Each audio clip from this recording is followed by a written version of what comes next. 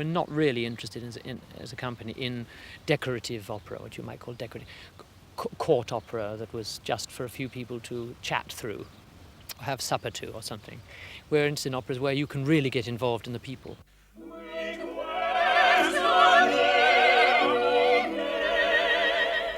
In 1979, Kent Opera celebrates its 10th birthday as Britain's first regional opera company.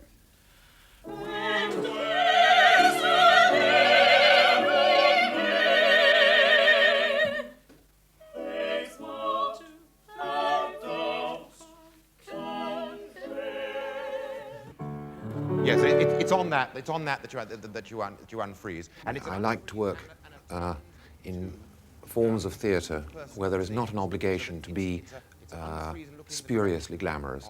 And I think that in a company which is small and which doesn't have a big house, and where there's a very close association between the orchestra and the players on the stage, it's much easier to have a direct form of drama where all that you attend to is the drama and the music and nothing else.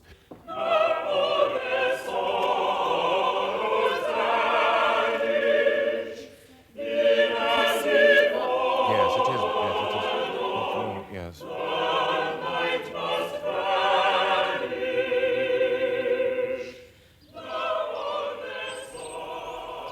Kent Opera is a young company and a youthful one, full of vitality. It started here amongst the peace and quiet of the Kent countryside. The headquarters, a converted oast house, a long way from the more conventional glamour of London's theatreland. Kent Opera really is based in Kent, and it's the brainchild of the man who still runs it as artistic director, Norman Platt. Well, it came out of my experience as a performer, as a singer and producer. I've been travelling the country a lot and abroad a certain amount. And it seemed to be obvious that this was needed. I knew there was a demand, and a group of people in Kent thought it was a good idea, and they gave positive support, so that's how it became Kent Opera, as opposed to Birmingham Opera or some other opera. I think it's very important that the company should have its centre in Kent. If it's Kent Opera, the centre should be there. I think we'd lose all credibility if a group of people from London who came down and just imposed on an area. Norman Platt lives in the farmhouse next door with his family and assorted animals. His approach to opera is unashamedly based on personal prejudice. I have sat in performances where there have been international stars, not all of whom are bad, of course, but who perform very loudly at each other, especially in the major Verdi works. And I thought, I don't see the point of this. It's magnificent, but it is war. It does have no connection really with it's like a lot of elephants charging through a very beautiful, well-ordered garden. And the dust they kick up and the destruction they cause has a certain splendour, but I don't think it lasts. It's not what I want to be associated with. It's not to do with drama, it's not to do with music. The music director of Kent is Roger Norrington, and he conducts almost all the performances. He was appointed right at the start by Norman Platt, who says it was one of his best decisions. We've worked very well together ever since, because we work on a basis of mutual interference, which is very trying, I think, it's only trying for me, and probably very trying for him sometimes. It seems to me that an opera has two producers. It's a co-production. You have the producer and you have the conductor, and really they should be completely muddled up. The producer should be saying, couldn't we take this a bit faster, a bit slower? The conductor should be saying, I'm sure he should come in 3 bars later. The administration takes place in Kent, in the Oast House. Kent Opera doesn't own a theatre. It doesn't want to own a theatre. It's essentially a touring company, presenting opera to as wide an audience as possible. Operas which portray real human emotions through the music, with a small company and a very strong sense of style. For them, opera is ensemble, not simply a vehicle for star performances.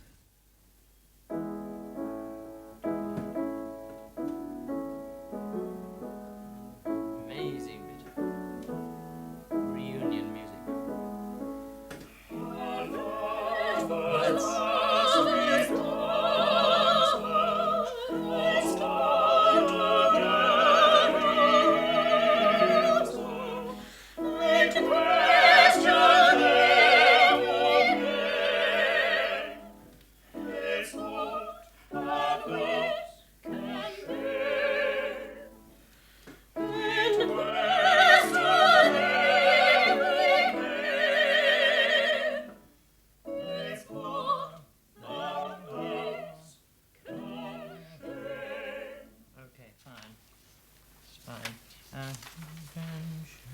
Is that last note can be just tapered off so that it's roughly the same length as the others, because it's going to be in a new tempo, isn't it?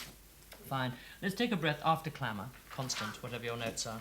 Dum dum clamour and start to, and it's just really very mechanical almost. It just goes round, dum ti, pom ti, with the quavers quite to the fore.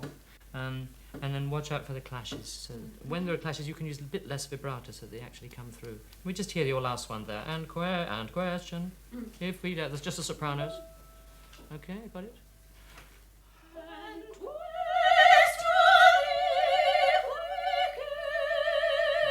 That's right. Really attack her, you know. More? Both two first sopranos. That's right. Not too much, but just got to be. It's going to be extremely painful. Here we go. And question. We have the tremendous advantage over a full-time company that we aren't together the whole year, so we get ready for a season and then explode it and then rest. The sparking plug principle, if you like. Instead of constant outflow of energy, we get it ready and then use it.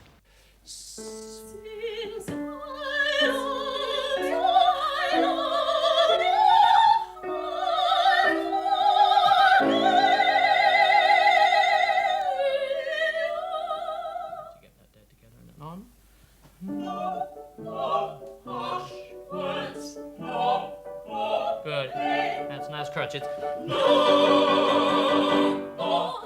it changes to piano there, doesn't it? Changes to no more harsh words. Don't forget Mozart was a great dynamics man, wasn't he? I mean, we think about Beethoven with all his fortepiano, but Mozart was absolutely full of dynamic changes, which give these sudden changes. You had to draw attention to a piece in an 18th century opera house with everybody playing cards and eating in the boxes with all the lights on. You had to use a lot of dynamics and a lot of striking effects, and Mozart knew how to do it. Let's go from the forte though. No. That's the one. No. I mean, that's off exact as a no. More harsh words. No. More harsh words. No. Opera is never cheap, however intimate the style. Words. Just chorus sing it. In the early days of Kent, money was very tight indeed. Norman Platt began by raising about £1,500 by subscriptions and set up an administration staffed at first just by himself and his wife, both unpaid. 10 years later, the administration has grown, but it's still kept small scale so that as much income as possible is kept flowing into the productions. I see. Graham Well, Allen, if in fact there a is- singer who still performs in Kent productions, She's come was back to appointed the- general manager in 1972. Fine, well, it's Friday the 8th at 2:30 at Rogers Home. Most of our administration can be coped with on a part-time, semi-professional, even in some cases amateur basis. People who have talents which they give to Kent Opera for nothing because they believe in the idea. We believe in regional opera, and we do our best to set the example, which we hope will be taken up, if not in the short term, the long term, by 5 or 6, perhaps, opera companies throughout Great Britain. Lynn Kerwin, who was Kent's press officer until recently, ran the publicity side from her own flat in London. It's simply because Kent is small enough still for it to work on a very personal level. And you don't have the nonsense of interdepartmental memorandums and things. I mean, you know, you can always pick up a phone and ring whoever at any time of the day or night and get your problems sorted out there and then. A little bit of something. Oh, yes, it's very... It's great. A lot of routine problems can be dealt with informally, when the London-based members of the company meet down in Kent. I mean, it's history as well, isn't it, really? Yes, but there's all difference between being paid, not being paid, and actually being out of pocket. So the atmosphere is normally very relaxed.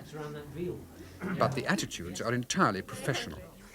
People who buy tickets for Kent productions expect and get a very high standard of performance. I mean, we go to somewhere like Bath and the performances are sold out long before we get there. Yes. And one actually rather resents having spent X £100 on posters, which are probably put up long after all the tickets have been sold. The monthly meeting on the upper floor of the Osthaus is for routine management problems and also to keep a check on the company's longer-term philosophy. Kent is the centre of our area, but our area, our region, is the whole of the south of England. Yes. Including and trickling up a little bit into East Anglia. We don't want to think of ourselves as just a vague touring company who goes anywhere. We want to still identify with an area, but with an extended area. Yes. And what we hope is that other companies will identify with another area. We're still doing something that possibly nobody else is doing at the present moment. When we tour, we're touring with the top cast, not a second cast, and we're touring with the same cast and the same orchestra for the whole of that season. I think we're also trying to build up a circuit, aren't we? Because touring, if you just land on a place once and then disappear into the night. Well, this is madness. You've got to go back to Yes. the places again and again. A lot of people have come to opera in Kent, who, for the first time, people who never thought of going to opera before and come regularly now. We're going to get a lot more of them, and we're going to get them in the other places as well. Yes, I think it's about... Kent now has 22 operas in its repertoire and gives some 60 performances a year, mostly in South and East England, with occasional ventures further afield.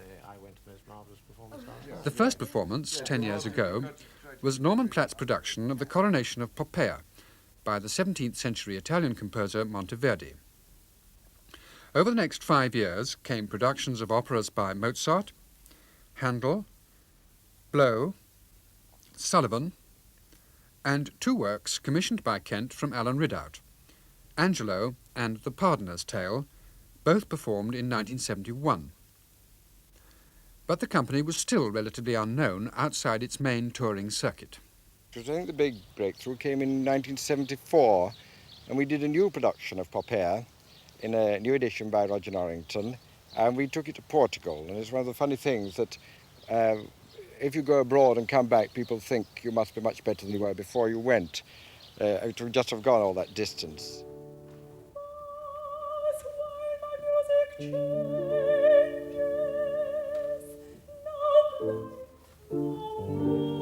that same year too, Jonathan Miller joined the company.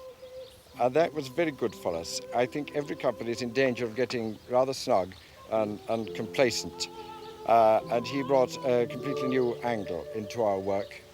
And it was very good for us personally as well as for the company and for the actual productions, because you can't be in contact with that outrageous and very splendid mind without learning an enormous amount from it. I think every company needs this from time to time. And let's all look up and just listen. Really, he made us look at all the things that we were doing and challenge them. He showed us how intensely you could get the drama through the music in a way which I certainly had aimed at but not succeeded in doing so concentratedly before. Right, okay, let's stop that there. Yes, if you can remember that at that moment there, what it is a sudden unfreeze to go with that long chord. What is that? That's an unfreeze on that chord, isn't it?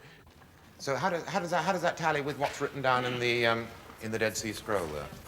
Monteverdi's Orfeo, written in 1607, the earliest opera to have a place in the modern repertoire. Really? Like all Kent productions, it's sung in English.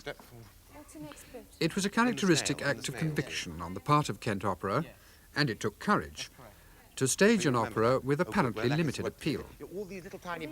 In fact, it turned out to be one of their most successful productions, a box office winner, and earning wide critical praise. Okay.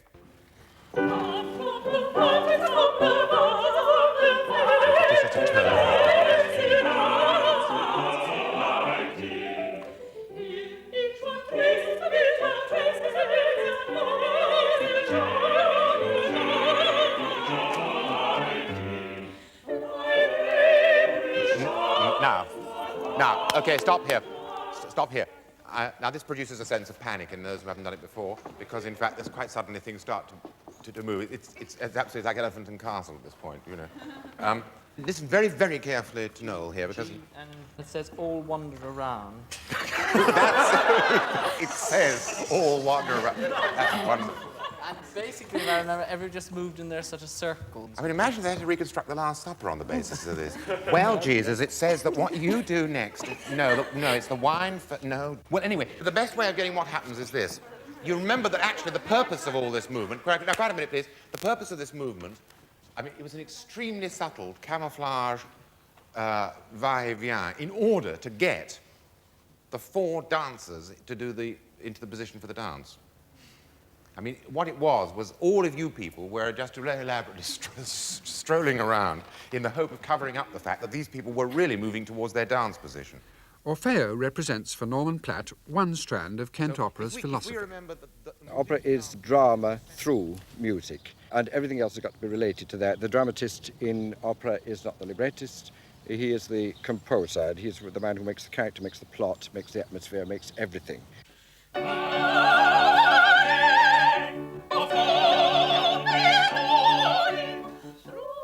I think the backbone of any company of art size is bound to be Mozart, because it was generally agreed that he did it better than anybody else.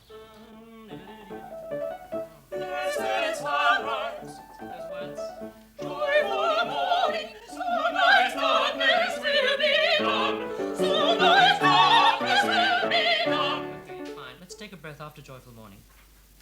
Joyful morning, dee-dee-dee-dee. Then you can work on that phrase, and then tie up back into the military style. Soon lies dawn, bum bum dun dun, nice and tight again. So it's moving between a legato and a marcato. These changes of style that I'm looking for all the time. Changes of mood. So it isn't all just kind of rolled out as kind of purple carpet Mozart, which all sounds rather luscious, but doesn't have character. This is brimful of character. The Seraglio by Mozart, produced in 1976 by Elijah Moshinsky. It's one of 5 Mozart operas in the Kent repertoire, and it's being revived for the 1978 Cheltenham Festival before going into the autumn touring season. Seraglio has one of those slender plots that come to life under Mozart's genius. A complicated story of infidelity suspected but finally disproved. Here, in the marvellous quartet at the end of Act 2, Constanza and Blonda, who are prisoners in the Pasha's harem, are joyously reunited with their lovers, Belmonte and Pedrillo. But, this being Mozart, the happy mood soon gives way to doubt. Because all this section is just rejoicing of coming together, having been chasing around the harem trying to find each other, isn't it? Chasing around Europe or wherever you've been. Middle East. Ba-da-bum-bum-bum. That's it. Joyful morning, soon thy darkness will be gone. Soon thy darkness will be gone. Blessed sunrise. Very nice. Joyful morning, soon thy darkness will be gone. Soon thy darkness will be gone. Soon thy darkness will be gone. And we break into the complete change of mood. Yet through my joy I find Hesitating. a doubt within my mind. I hardly dare Poggiatore. confide Nice in clown. With no theatre space available, sets and costumes have to be stored in a barn in the middle of an apple farm.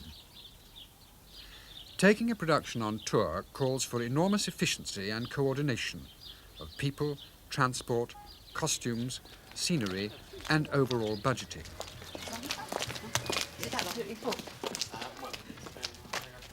The man who built up this technical side, virtually from scratch, was Noel Staunton. There we are. Second crate down here. We play in such small theatres, like a place like Canterbury, which is our hometown, so to speak, which is a 25-foot box. And then we play in some place like Eastbourne, which is a 45 by 60 box. So we've got the problem of trying to make scenery and everything stretch so it looks decent in both theatres. Very often we spend a lot of shows having Arctic trucks outside in the street, so while the audience are sitting down watching the show, scenery's been rushed in and out of the dock doors and to keep the various scenes going.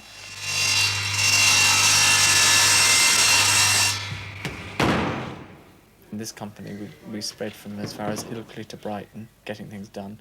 Like we may have headdresses being made up in Ilkley and props down in Sussex and scenery in London. Like most Kent sets, the one for Seraglio was made by a construction firm in East London. So there's no frayed edges, and then we can just The designer, Deirdre Clancy, provides plans and a model for the construction manager, Terry Murphy, to work from. One problem For sets that have to fit into many different theatres, it's vital that the right decisions are taken at this early stage. Now, when we fly it out, normal flying is we can't get it all the way out and keep it straight.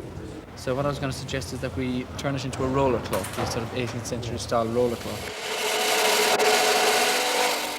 And when we played Canterbury, it's sort of a 25-foot box, so the cross arch will actually come to there. But when we go to Eastbourne, the cross arch is out there.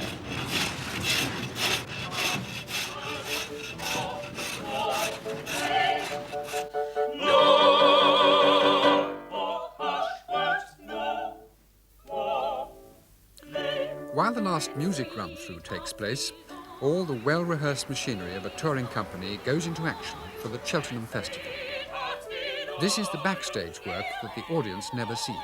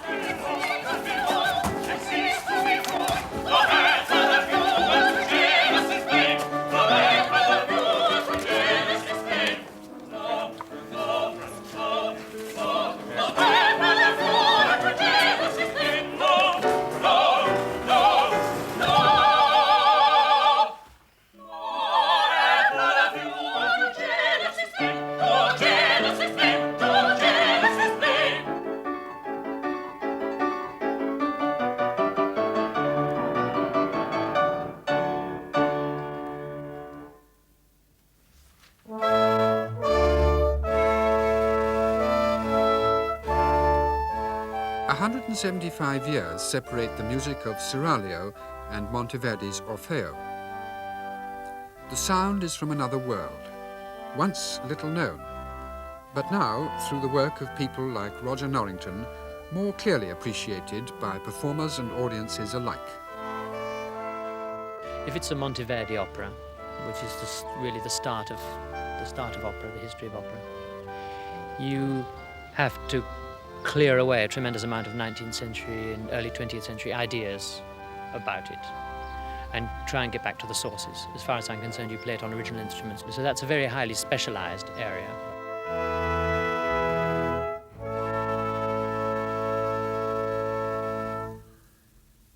Over the years, Kent Opera has developed a practice of always going back to original source material to get as near to the composer's intentions as possible with 20th century ears. But going back nearly 4 centuries to the first publication of Orfeo, it's not so easy to discover Monteverdi's intentions. We are very lucky that there is, in fact, an edition printed in 1607 and reprinted in 1615, such was its popularity. And here is the title page of the reprint, 1615, when Monteverdi had already moved to Venice. So we have got a print of the complete score. That was the title page, and now here's the list of personaggi, the people who are singing, and the strumenti, the instruments who are supposed to play. And there's the opening of the first page, the prologue, toccata, and the first singing line.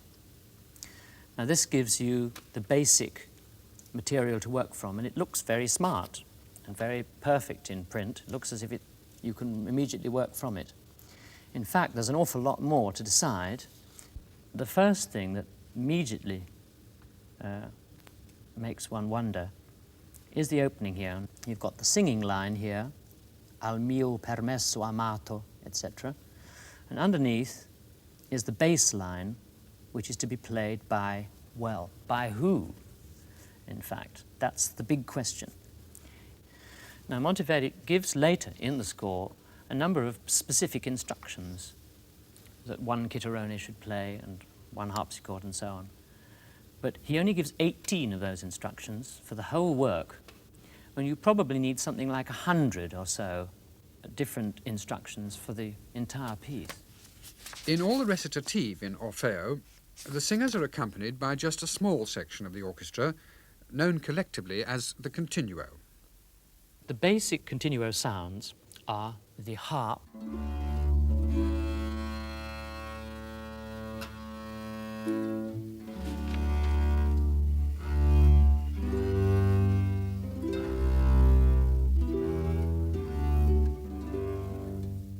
the harpsichord,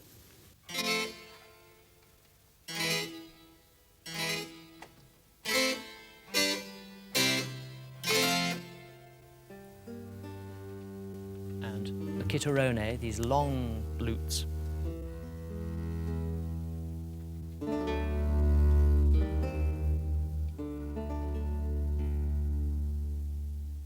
The organ, which is very important and constantly mentioned by Monteverdi.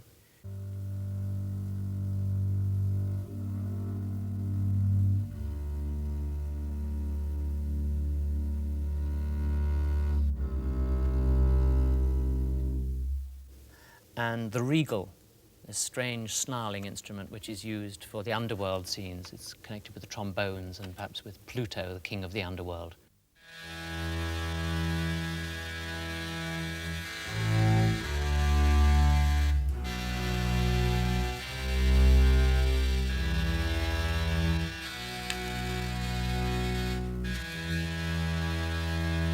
So you've got your 5 different sounds, and you can use those in combinations with each other. So the basic thing to decide is who is going to play when. The decision of what continuo instruments to use where is arrived at during rehearsal, by experiment among the conductor and the players. The aim is always to support the character of the words being sung by the quality of the instrumental sound. Fear no longer, Orfeo, hell must yield to the strength of love's commandment. So imperious a monarch controls both men and gods, I must obey his sentence. In the 4th act of the opera, Orfeo has been allowed to retrieve his beloved Eurydice from the underworld, on condition that he doesn't look back at her until they have returned to earth. And I do nothing. But he doubts whether she is really following him, and turns to reassure himself. I so tenderly shining, at last I see you. At last.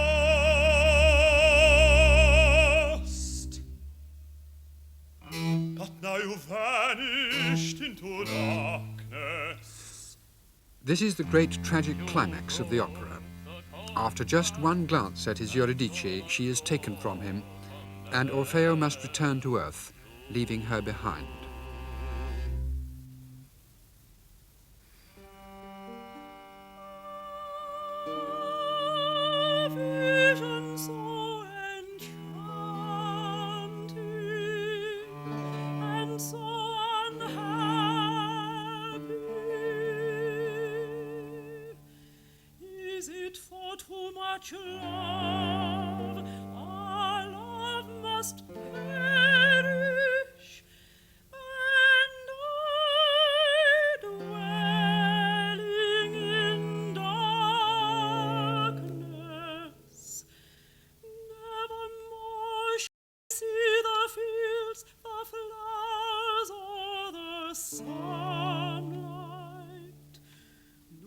See again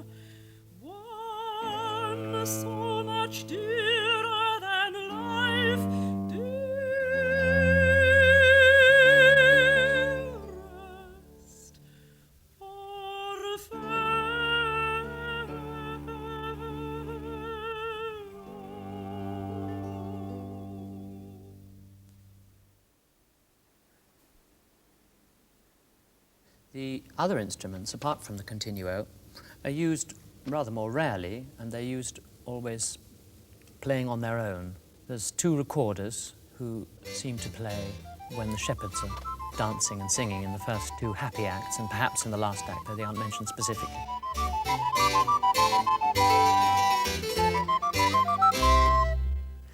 And then there's 5 strings of the arm family as opposed to the viola da gamba, the leg family. The strings themselves make a quite different noise, make a much more nasal sort of noise than later stringed instruments.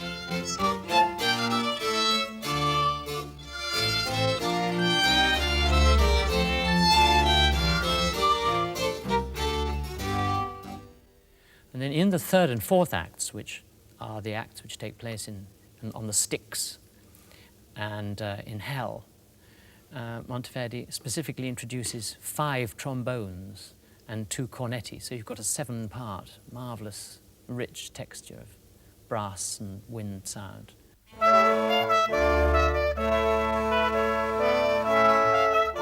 cornetti, of course, which now a lot of people know about, are these extraordinary curved wooden instruments which you finger rather like recorders. They've got holes in them, no valves like trumpets, but they have a trumpet mouthpiece. And they make this marvellous noise, which is rather like the human voice, and it was used in a way like the human voice.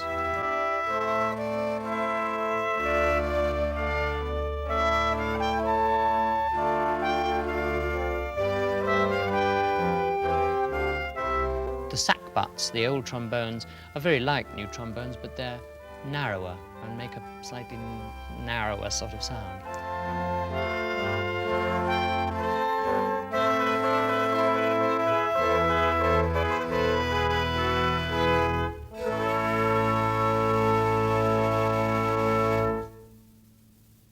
Wherever something goes completely to cock, stop rather than get into a sort of awful traffic smash. You just stop and freeze it, and then we'll sit and we'll try and... Jonathan Miller has produced 4 operas for Kent: Rigoletto, Così fan tutte, and Eugène Onegin, as well as Monteverdi's Orfeo. This has had festival performances at Aldeburgh and Cheltenham, and has also been recorded for BBC television. Oh, is Eric not here as well? We are very thin on the ground. It's a sort of foot and mouth disease has struck the pastoral scene. It's got to have that alert feeling of it suddenly does address the audience here.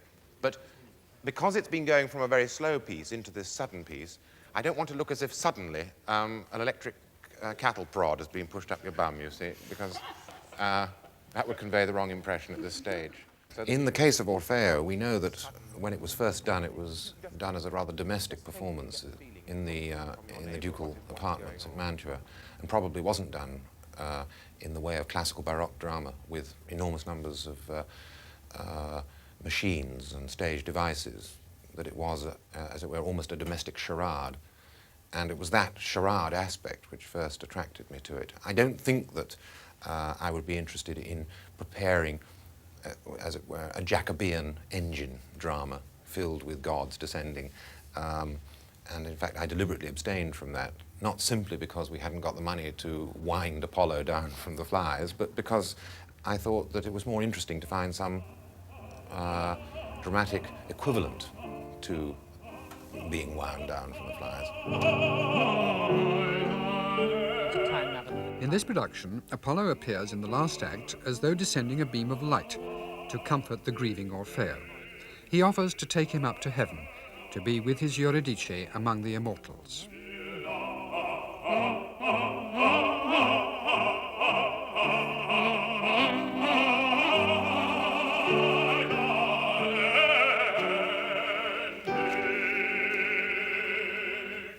Orfeo doesn't take place anywhere. It doesn't take place in classical Greece. It doesn't take place in modern times. It didn't actually take place in the 17th century. Where it does take place is in the 17th century imagination. And you have to use the idioms of the 17th century imagination in order to reproduce a visual counterpart of the music.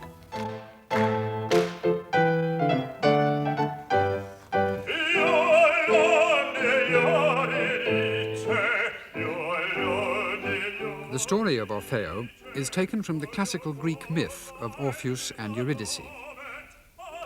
In the second act, Orfeo is rejoicing with his friends that Eurydice has at last accepted him as a husband.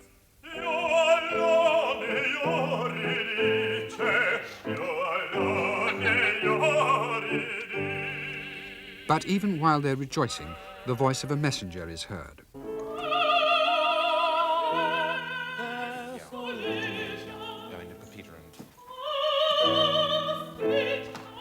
She brings the news that Eurydice has been bitten by a serpent and is dead.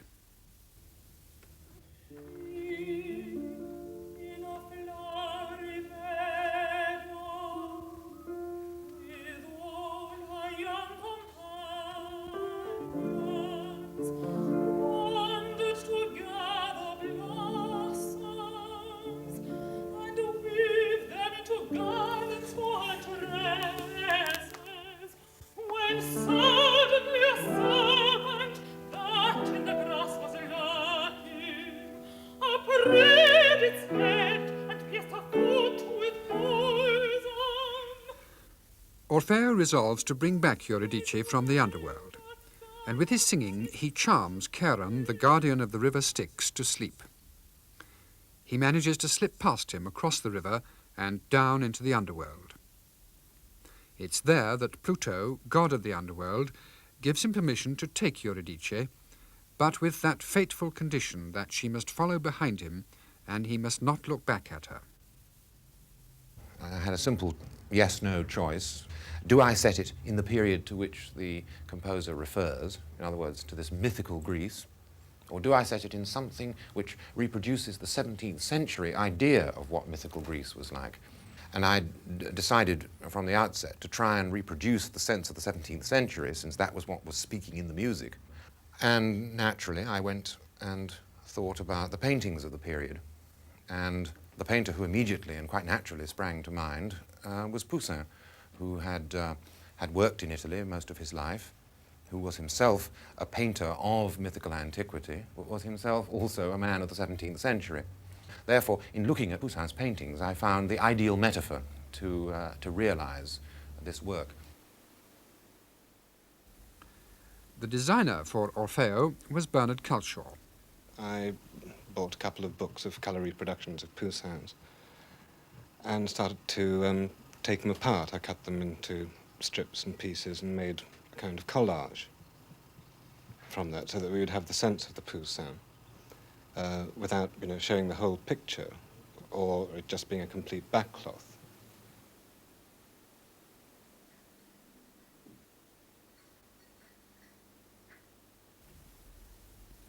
Once the basis for the setting was established, the American painter Daniel Lang was asked to paint a series of suitable backgrounds derived from Poussin. These were finally translated into long canvas flats, and these form the frame for the drama. Then we looked at the costumes that were in the Poussin and again abstracted those. And then there was a further advantage in choosing Poussin in that he actually represented and depicted dances of many different sorts. And since we had to produce these dances from scratch, Sue Lefton and I looked at the dances that were on the canvases of Poussin and found that it was possible to actually re-choreograph the dances of classical antiquity seen through the medium of the 17th century imagination really quite easily. In most of Poussin's pictures, the dancers are slightly off balance, which indicates that they're going somewhere, and from the way they're off balance you can calculate where they're going to have to land up in order to retain their balance and where they must have come from in order to be that much off balance. And by having these two ways to go, you could actually reconstruct the whole dance. Until finally, what happened was a strange amalgam, which was half our imagination and half of Poussin's imagination, seen and provoked by Monteverdi's imagination, which I think is the way in which theatrical art progresses. 4.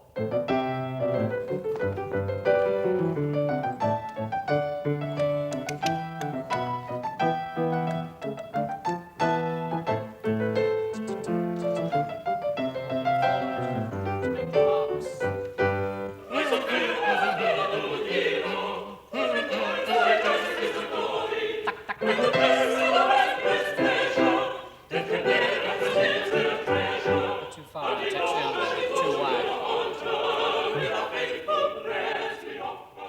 I'm in the business of putting the works on and making them happen in front of a modern public so that you don't have to prove in a scholarly way every single bar. I think you've got to get 95% of it right and then take off and make it exciting, make it work for people.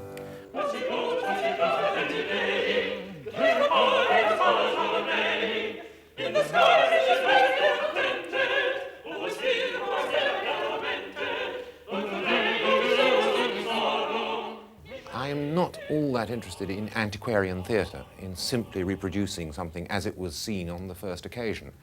I think that's an interesting scholarly exercise, but I don't think that you're getting nearer to the truth because of that, because the audience's expectations have moved on.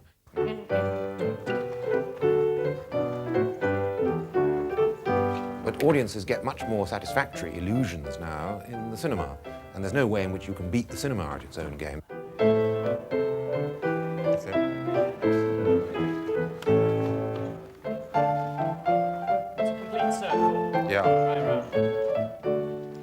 I would like to see other companies, many other regional companies, like ours in other parts of the country, on the condition that they were entirely unlike ours. And I think it's a great pity that there aren't independent companies with prejudices completely different from mine springing up all over the country, because I think this is the way.